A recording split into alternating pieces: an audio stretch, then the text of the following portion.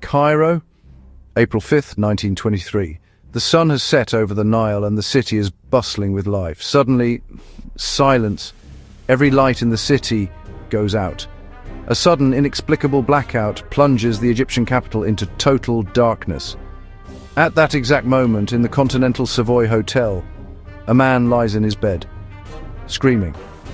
George Herbert, the 5th Earl of Carnarvon, the man who financed the greatest archaeological discovery in history, takes his final, agonizing breath. Legend says that thousands of miles away, at his ancestral home in England, his beloved dog Susie let out a spine-chilling howl and dropped dead. Was this a coincidence? A tragedy? Or was it the first strike of an ancient vendetta, launched from beyond the grave by a boy king disturbed from his 3,000-year slumber? To understand the end, we must go back to the beginning. November 1922, the Valley of the Kings. Howard Carter had been digging for years. He was on the brink of failure. His funding was running out. But then, a single step found beneath the sand. It led to a sealed door, the seal of the royal necropolis. Carter sent a telegram to Carnarvon. Wonderful things, he would later say. But the locals say the warning signs were there before the door was even opened. Carter had a pet canary, a lucky charm. On the day the tomb was opened, a cobra, the symbol of the pharaoh's power, slithered into Carter's house and swallowed the bird whole. The workers were terrified. They whispered, "The king's cobra has eaten the lucky bird. This is a warning." Carter ignored them. He broke the seal. He peered into the darkness.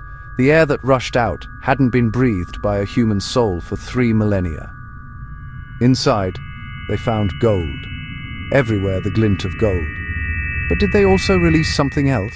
Something invisible and deadly? The newspapers went wild. They reported an inscription found in the antechamber. "Death shall come on swift wings to him who disturbs the peace of the king."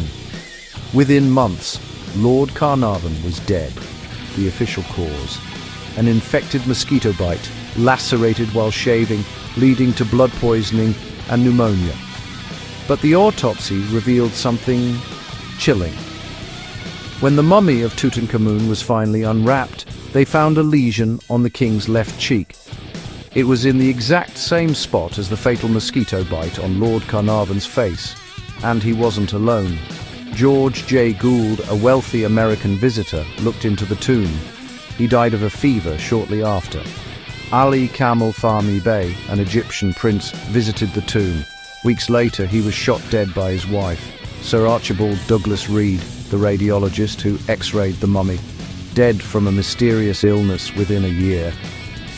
By 1929, 11 people connected to the discovery had died prematurely. Suicide, murder, mysterious fevers.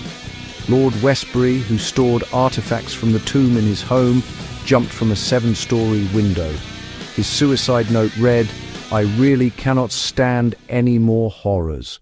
But today, we look at the curse through the lens of science. Is it magic or is it biology? Ancient tombs are hermetically sealed capsules. Inside, organic matter, food, wine, the mummy itself decays. Dr. Ezzeddin Taha, an Egyptian biologist, suggested that many of the archaeologists might have been killed by a fungus, Aspergillus flavus.